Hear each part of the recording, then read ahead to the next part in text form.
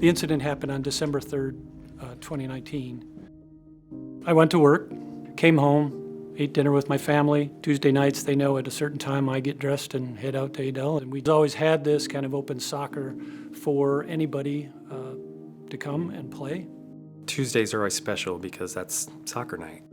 So it's something to look forward to. We were wondering, it's getting colder, how many people are going to show up? Are we going to have enough for a good turnout? We usually warm up for a little bit and we joke around. It's just a close-knit group. Got in, put my shoes on, joined a team, and off we went.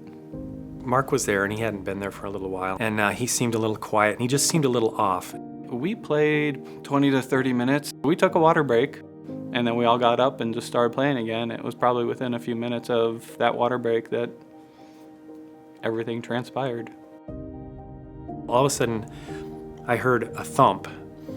And I heard Mark's head hitting the floor behind me. I went into cardiac arrest, so my heart stopped. He just stopped and arms stiff here and just fell back like it was a trust fall. Time stopped for a moment. I saw Mark laying on the floor. He wasn't moving. He was breathing, or at least appeared to be still breathing, so I wasn't sure if it was a stroke or a seizure. As soon as the breathing stopped, I really don't know how to explain it other than I just responded. I didn't even think.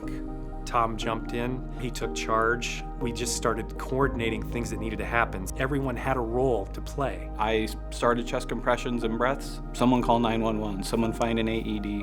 I was checking for a pulse and trying to find it on his neck or Mark's arm, and I was not finding a pulse, and I could see Mark was turning gray. Tom was getting tired. I mean, it's very wearing. He was doing the breaths and the compressions, and it was just taking its toll. I said, hey, I can take it. I can take over now. And so I did. I didn't think about it. It just needed to be done because my friend was there, and I couldn't just sit there. The deputies and the emergency responders came and they took over. They finally got a pulse on Mark. Relief came over me because it's like what we did actually worked. It was a little bit after 8:30. I hear a big knock on the door, a really hard knocking, like a banging on our front door. My daughter looked out the window and saw the lights of the police car. She said, "Mom, it's the police." I walked outside to the police officer and he said, "Your husband's being life-flighted from Minburn." It's like, what happened? He said, "I don't know anything about it except that I need to take you to Methodist Hospital." Mark had a 100% blocked, what's termed the widowmaker. Had we not been there to respond, he likely would have lost his life within minutes. I remember waking up and my daughter was in the room, and friends that were visiting me started to share this incident with me and the events that happened, and that's when I learned everybody stepped up and did such a wonderful job. You realize what the priorities are and what is important and what is of value, and you can make a difference. Don't be a spectator.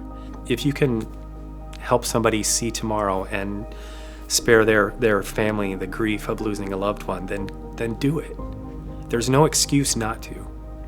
You never know on any given day what's going to happen. If you have the ability to get certified, it's something you take for granted, just being able to save a life.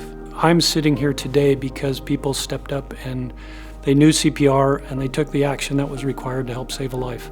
I'm indebted to them. Red Cross, a big part of theirs is first aid and CPR and community training. CPR is what saved Mark's life. It wasn't everything else because it was 11 minutes of effective CPR. And so shining the light on these heroes is what I really want to do personally. Mark being alive is words can't express. Every day is a new day. Every day is a great day. I can't thank the Red Cross enough for acknowledging these guys for what they did.